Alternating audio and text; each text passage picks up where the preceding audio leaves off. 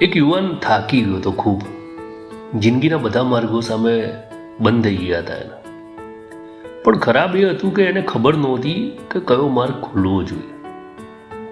તેનું મન એક મેદાન બની ગયું હતું. વિચારો ભાલા બનીને એને ભભૂકી રહ્યા હતા. ભય તીર બનીને છાતીમાં ઘૂસી રહ્યો હતો. અને ભૂતકાળ તો જાણે કોઈ અણચકું રણનાદ કરતો હતો કે જે રોકાતો જ નહોતો. એ રાત્રે યુવાન એકલો ચાલતો ચાલતો માટીના મેદાન સુધી આવ્યો અને આકાશમાં ચંદ્ર અધૂરું દેખાયો અને તેની અંદરનો માણસ એના કરતાં પણ વધારે અધૂરો હતો. તે જમીન પર ઘૂંટણીએ બેઠો અને પહેલી વાર પોતાની અંદરની ચીજ સાંભળી. મારે લડવું છે કે છુપાઈ જવું છે? આવો પ્રશ્ન છે ને અમુક વાર જ થાય છે. આ પ્રશ્ન સરળ નહોતો. આ પ્રશ્ન એની આખી જિંદગીની ડાયરેક્શન હતી.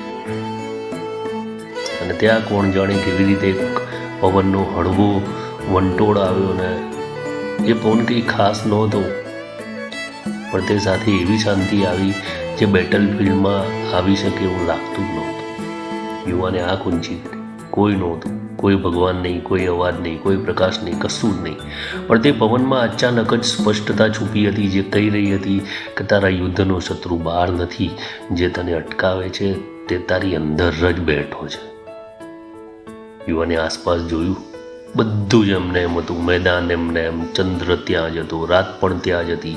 પણ એક વસ્તુ બદલાઈ ગઈ. તેણે પહેલી વખત પોતાના અંદરના યુદ્ધને ઓળખ્યું. અને એ ઓળખાણ એ જ પળ કૃષ્ણનો અવતાર હતી. કોઈ દેખાવ વગરનો, કોઈ ચમત્કાર વગરનો, કોઈ શબ્દ વગરનો. યુદ્ધ તો હજુ પણ ચાલતું હતું, પણ હવે તે યુવાન એકલો નહોતો. તે પોતાની અંદરના સાહસ સાથે ઊભો થયો, જે ત્યાં સુધી સૂતું હતું, જ્યાં સુધી કોઈ પવન તેને જાગૃત ના કરે. તે ઊભો થયો, રાત્રિને જોયું ને શ્વાસ લીધો. જેમ કોઈ પ્રથમ વખત જીવનને પકડી લે ને એવી રીતે એ સમજો કે યુદ્ધ બહાર નહીં જીતા, યુદ્ધ અંદરથી જ જીતાશે. અને અંદર જીતે પછી બહારના બધા યુદ્ધો માત્ર ફોર્માલિટી જ રહી જાય છે.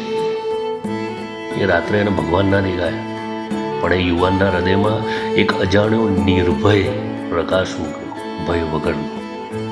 યુદ્ધ ચાલતું રહ્યું, પણ હવે તે ભાગતો નહોતો, તે લડી રહ્યો.